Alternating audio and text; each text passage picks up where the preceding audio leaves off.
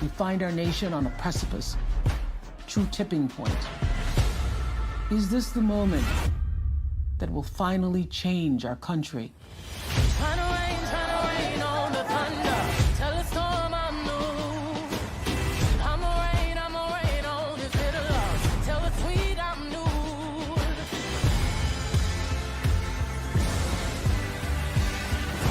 It's not a broken system. It was built to function exactly as it is. We must respond with bold action. This is our country, too. We can build new systems that do what they should. I'm a walk, I'm a march on the regular. We are united. We are standing. All the way, all the way. And we are going to fight this fight. Freedom, freedom, I can't move. Freedom, cut me loose. I break chains all by myself. There is something happening across this country. When we work and when we fight and when we march and when we speak up and when we offer solutions, we win. I'ma keep running cause the winner don't quit on themselves.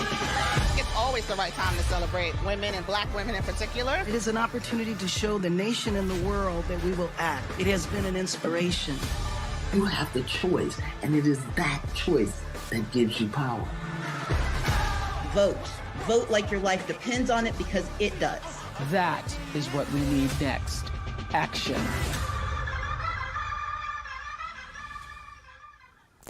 Hi everyone, welcome to Wise-ish, your power boost for the day. I'm your host, Sister Jenna, and I hope you've been enjoying a lot of the shows on America Meditating Radio. Look out for Dr. Ibn Alexander, who is a wonderful show. That's going to be coming up shortly, where we're going to be talking about his near-death experience and somebody who actually didn't believe in a God or heaven until he had his near-death experience. So look out for that coming up really, really shortly. If you haven't subscribed to America Meditating on Spotify, iTunes, iHeart, or on Blog Talk Radio, could you do so now? It'll give you a chance to get all the updates, and maybe we don't have to try to keep telling you every day, but then you'll just automatically get a ping that this show is coming on and see if it's of interest for you. The shows offer insights in health, finance, well-being, relationships, emotions, current events, situations, circumstances, from celebrities to your next door neighbor who might be just doing something fascinating in terms of the way they express their hearts. So hopefully you are really taking a lot of benefit from America Meditating Radio. Today I wanted to talk about a really important and a sensitive issue. It's depression. A lot of us have had moments. I don't think there's one person that haven't had a bout with depression. Whether your depression lasts for a few hours or for a day or for a week or a few months or maybe for many, many years. And I want to be able to tell you something very personal today. I was realizing while I was sorting some things out in the house, I went back to a little bit of my childhood. And now that I'm mature and I'm grown and I understand the language, back then when as a child I didn't understand it. But I'd realized that one of my parents had suffered with that illness, a depression, something that really took away her joy.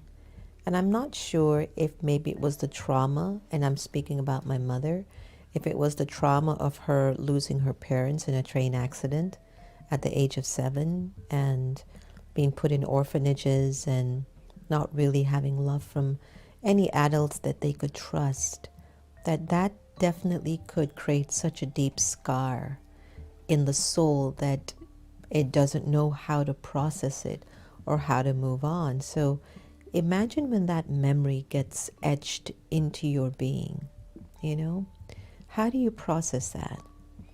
And as she's growing up and she gives birth to her child, and her child is growing and watching her going through her stuff, not knowing what it is, I remembered observing her, wondering, that I wish she just seemed more happier from the inside. Sometimes her happiness was dependent on relationships or what she was wearing or what she was eating or who she was dating. And then there was another side that I used to observe, that she would sleep a lot. She would spend a lot of time in bed. And maybe I just thought that was normal. Again, I don't know, when you're young and you're growing and that's just what you saw, you just maybe think it was normal. And the irony to that, everyone, is I wasn't anything like that. I'm a person, I don't like sleep. I mean, I can go for hours, and survive well on 4 or 5 hours of sleep a night. I think I have a legacy of being a pretty optimistic and positive person. And I'm not sure if that's because of witnessing my mom being different than that. But as I've matured, I realized that sometimes people can carry that mental illness of depression for decades because there just isn't the language or the support or the insights to share with others what you're feeling. Because sometimes whenever I feel a little bit down, all I can say is, I just don't feel so good. I don't know what it is. I can't put my finger on it. My life is okay. The people around me are okay. Nothing traumatic has happened to me, but it's like, I don't know. I feel foggy. I don't feel here or there. I don't feel inspired or optimistic. And whenever I've reached that place for myself, I am so clear, and I hope I stay clear from this point onwards too, that I know that if I allow that to become a pattern, it'll get worse for me. I felt that intuitively, that if I allow myself to slip further into this emotion or state of affair, state of mind, it will become a pattern for me. And I thought about my mom today, and I said, it's like it became a pattern for her. And we didn't have, nor did we know, how to address it, because it is such a lonely disease. And you basically feel that you are on your own because nobody can understand what you're going through, and you don't even know how to articulate it. You just sometimes feel like you don't have any more energy to move. And I've often reminded her that the only thing that I can recommend, because she's been to psychologists, psychiatrists, therapists, and she's brought them all to meditation. That's just Sister Geeta. She has this way about her that she could be dying, but she's going to serve you with her wealth of wisdom and warmth of spirit, that you just forget your profession and start to come over to her side. But anyway, the thing that I have seen or felt that could help her and everyone in the world, and it might be an oxymoron, but it was to have good wishes and pure feelings for others. Not even just for myself, but if I'm living with anyone in my home and I'm depressed, let me at least just find the strength or the resilience or the courage or the insight. Let me just, from my mind, bless them. From my mind, give them my good wishes. I can't seem to do anything else for this family, but can I just wish them to be well and not worry about how they're looking at me or how they feel I must be. Sometimes my mother will say, I'm just so sorry I'm going through this in front of you. And then I'll say, you're not going through anything in front of me. This is your process. This is your story. I just wish I could help more. I wish you could follow some of my thoughts and suggestions. But sometimes when you're so close, you don't get the teachings as well as when it's a stranger or somebody from a distance, because of the subtle attachments that are there. But I want to go back to a method that I think is really, really helpful. And that is to be a well-wisher for anyone in your home, or even if you're a friend.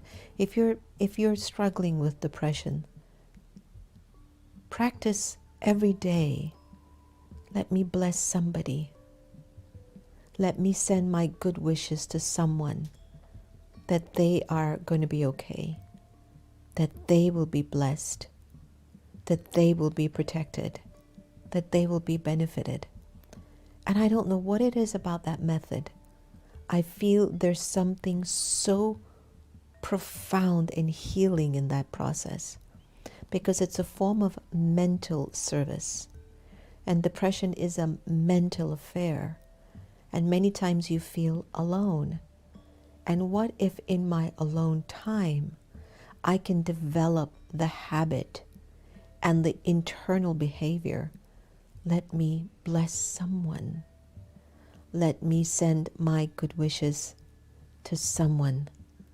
Let me wish them to be well and benefited. Automatically, your mind will start to feel like it's little by little healing.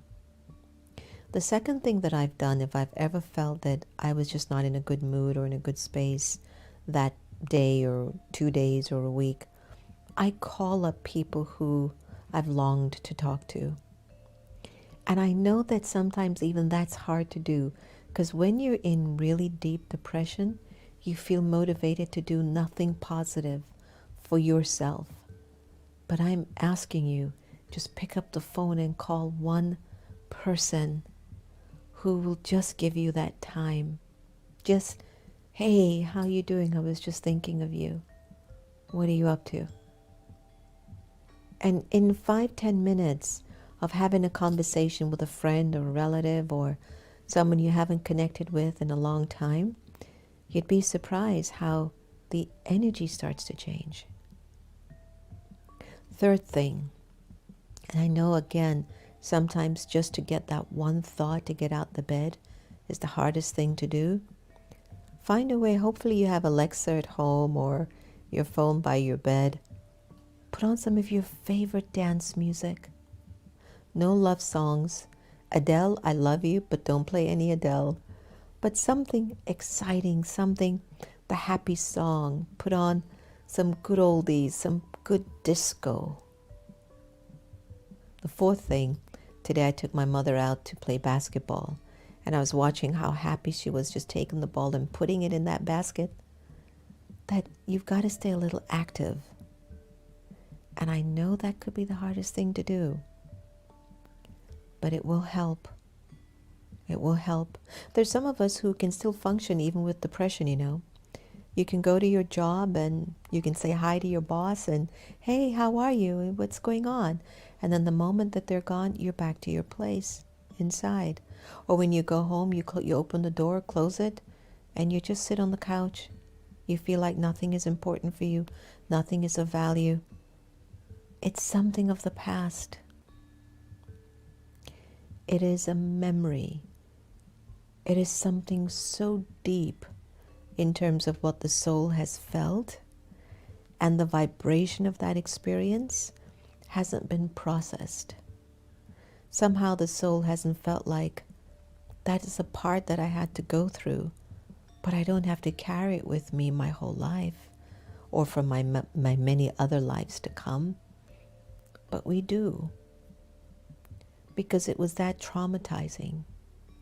And we couldn't believe that that happened to us at a soul and at a physical level. But just for the closing of today, let's just say that it did. Let's say that you've been given a script, and your character in the script is that you had to endure loss, or you had to endure trauma. But it's a script. You're an actor, you're playing your part. When the movie's over, you won't go back to that part. The best actors will not carry over the experiences of their past character in a movie. It will confuse their watchers. So what if I am in a new life? What if this is a whole new experience? Why am I still carrying the old stories with me? Meditation will really, really help you to let go of those memories of the past. So I'm hoping that some of the tips that I've given you today will help you to kind of move on, you know. So mental illness is not just all of that. It's getting angry at somebody that you love. Mental illness is also having anxiety or being jealous of a relative or a friend. Because when you're jealous of somebody and you don't want to see them grow or progress, that is also a form of mental illness, you know. So don't think that it has to get to the point of schizophrenia or bipolar disorder or depression, but it could be just when you're not having the most positive, optimistic thoughts about yourself and about somebody else. I think if you set the bar that high, you'll be a little bit more vigilant in taking care of your inner world. So I hope that today's message helped someone out there today. Please stay strong and don't succumb to those thoughts. I know they can be quite challenging. Today's blessing is, instead of chasing after the mirage of any desire, may you be innocent of even the knowledge of desire and accumulate a true spiritual inner income. Fantastic way to end the show today. Thank you so much for joining us on Wise-ish today. Don't forget to subscribe on our YouTube or on our Facebook if you haven't as yet. And feel free to share it with your friends and family if this was helpful for you. Remember, no one can take away your happiness unless you give them permission. And we really are here to love each other the same. So let's optimize and turn up the volume on loving one another a whole lot more. Take care.